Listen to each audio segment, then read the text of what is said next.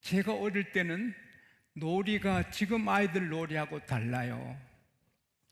우리는 굴릉새 굴리고 딱지치기 하고 땅 뺏기, 땅 따먹기 하고 제기차기, 또 말타기, 엎드려서 뛰어 올라가 위험한 일을 했죠.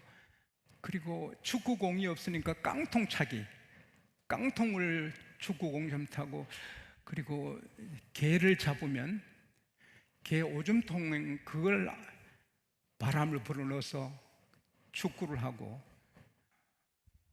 이사야 44장에 보면 하나님께서 말씀하셨어요. 우상은 철공이 만드는 거다. 철공이 농기구 만들고 이런 거 만들다가 신상을 만들어 놓고 그게 우상이 된다. 또 목공이 산에서 나무에 와서 땔감도 하고 떡도 해먹고 국도 끓여 먹고 고기도 구워 먹고 그것으로 책상도 만들다가 또 사람 모양 비웃어서 그걸 섬긴다. 여러분, 그게 뭡니까? 시편 115편에 보면은 4절부터 쭉 나가보면은 우상은 금이요, 눈이 있어도 보지 못하고 귀가 있어도 듣지 못하고 입이 있어도 말하지 못하고 코가 있어도 냄새 맡지 못하고 손이 있어도 만지지 못하고 목구멍이 있어도 작은 소리도 못하고 발이 있어도 걷지도 못한다. 우상은 아무것도 아니거든요. 우상은 숨지 않아요. 눈에 보여요. 그러나 우상은 아무것도 아니에요. 사람이 만들어 놓고 거기 복달라, 이런 만물의 피조물의 왕관이 사람이 어떻게 그런 일을 하나요? 제가 신학교 다닐 때 일본에서 오신 목사님이 계셨는데, 이 목사님은 동지사에서 일한 스님이세요. 그런데 그분이 그 동지사에 큰 부처상이 있는데 그것을 세수시키고 이렇게 청소하는 일을 맡았는데, 내가 직접 들었어요. 그 부처를 씻을 때마다 제일 답답한 것은 부처 콧구멍에 거미가 수십 마리 산대요.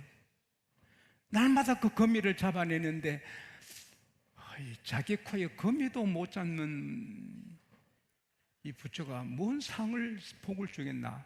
그래서 내려와서 예수 믿고 신학교하고 목사가 돼서 귀한 복음 전하다고 우리 한국까지 오셔서 우리 신학대학에 오셔서 말씀을 전하셨어요.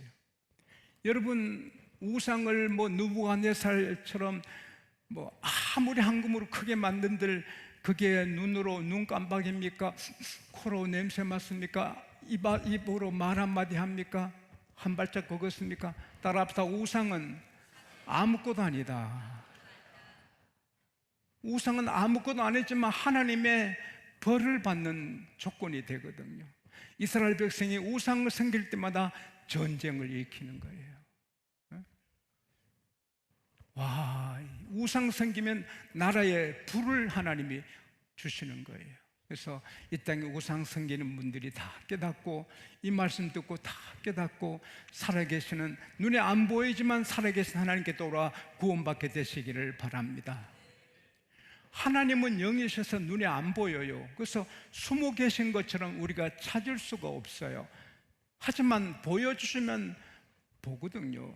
야곱은 봤잖아요. 꿈속에서 높은 사닥다리가 하늘에 닿았고 천사들이 오르락 내리락 하는데 하나님이 일어서서 야곱아, 야곱, 나 너 할아버지 아브라함의 하나님이야. 너 아버지 이삭의 하나님이야. 야곱은 보잖아요. 예수님이 제가 듣고 예수님 당시에 사람들 다 하나님 봤잖아요. 왜냐하면 예수께서 나를 본 자는 아버지를 보았다. 할렐루야.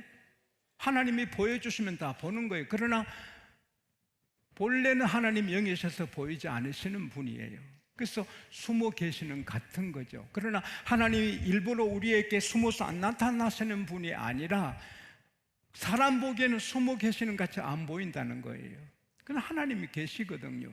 열왕기하 2장에 보면은 엘리사가 나라를 위해 능력 있게 일하고 싶은데 능력은 부족하고, 그때 엘리야를 보면 하나님 보는 것 같은데 그 엘리야처럼 되고 싶어서 엘리야를 따라다닙니다. 길갈에도 같이 갔는데 엘리야가 엘리사야, 너 여기서 하나님께서 나를 베델로 보낸다. 하나님이 살아계신가? 당신의 영혼이 살아계심을 두고 맹세합니다. 나는 당신 떠나지 않아요. 그래서 베델에 같이 가요. 또 베델에 갔다가 엘리야가 엘리사야, 하나님이 나를 여리고로 보낸다. 너 여기 있어라. 아닙니다. 하나님이 살아계시고 당신의 살아계심을 두고 내가 말하는데 나는 당신 떠나지 않습니다. 그래서 여리고 같이 갑니다. 여리고에서 또 엘리야가 말합니다. 야, 너 여기서 하나님 나를 요단으로 보낸다. 아닙니다. 저도 요단으로 갑니다. 하나님이 살아계시고 당신의 살아계심을 두고 맹세합니다. 나는 당신을 떠나지 않습니다. 요단에 갔습니다. 요단에 가서 엘리야가 요단 강을 건널 때 자기 겉옷을 벗어다가 물을 치니까 물이 쫙 갈라집니다. 그래서 마른 땅으로 금방 말라버립니다. 할렐루야.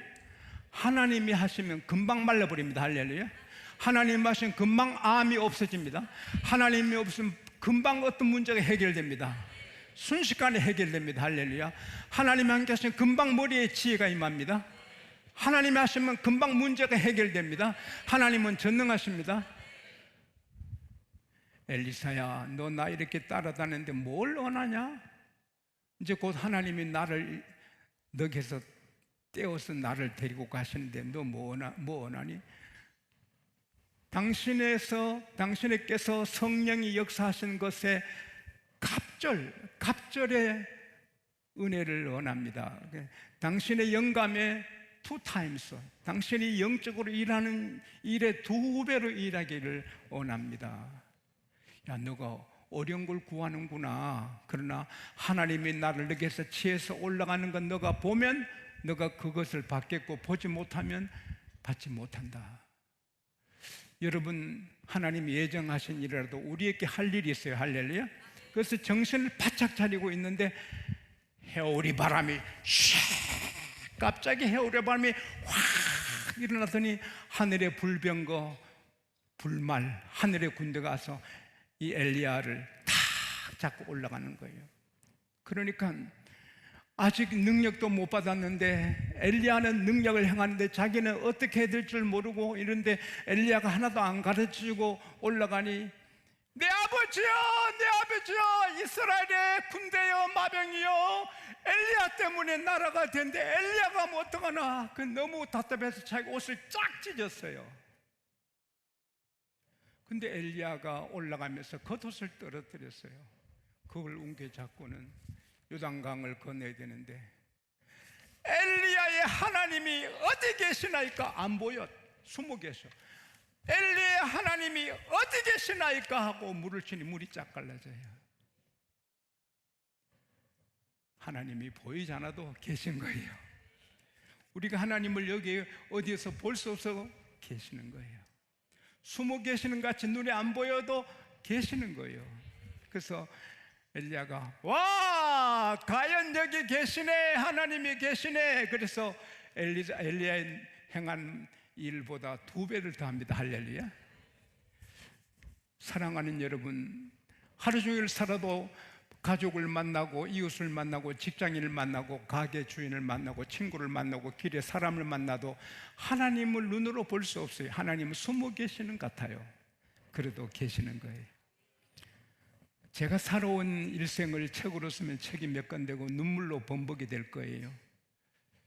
한참 공부하는 나이에 공부하면서 손수레를 끌고 무거운 짐을 싣고 높은 언덕을 올라가는데 너무 힘이 들었어요.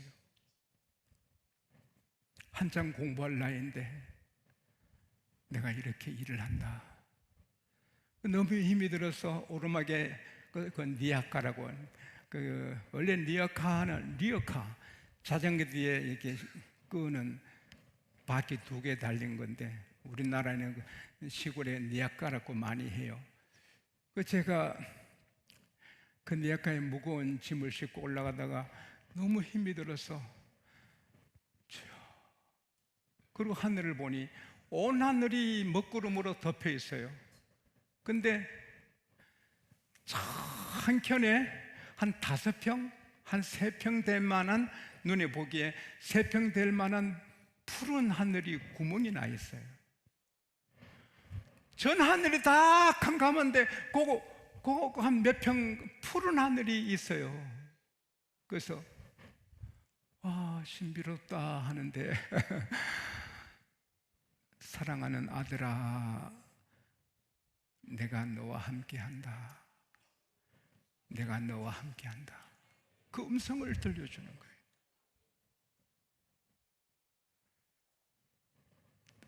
되게 큰 부흥이었어요. 그게 눈물을 흘리고 이렇게 고달프게 살아도 하나님이 함께 하시는구나. 그래서 그 오르막길을 걷는데 힘이 나더라고요. 제게는 그게 베델이지요. 야곱이 형의 칼을 피해 도망칩니다. 형이 말을 타고 오나 낙타를 타고 오나 친구들 데리고 날 죽이러 오나, 그러면서 가다가 강야를 만나 그 캄캄한 밤에 짐승 울음소리, 새 울음소리, 새도 무서운 새가 있거든요. 꽥꽥 하는, 제가 산에 기도할 때 보면 꽥꽥 하는 개성한 새도 있거든요. 외삼촌이 살아 계시는가, 애가 집 이상 갔는가, 뒤도 걱정, 앞도 걱정, 세상에 축복받은 다음에 바로 이런 어려움에 처했어요. 그러다가 곰이 와서 사자가 와서 이리 가서 물면 어떡하지? 그러다가 잠이 들었잖아요. 그때 꿈에 사닥다리가 하늘 끝이 하늘에 닿고 천사들이 오르내리고 하나님이 야곱아, 야곱아, 내가 너 할아버지, 너 아버지 하나님이다. 너 누운 땅을 너 자손에게 준다. 너 자손들이 티끌처럼 많아져 동서남북 꽉 차리라.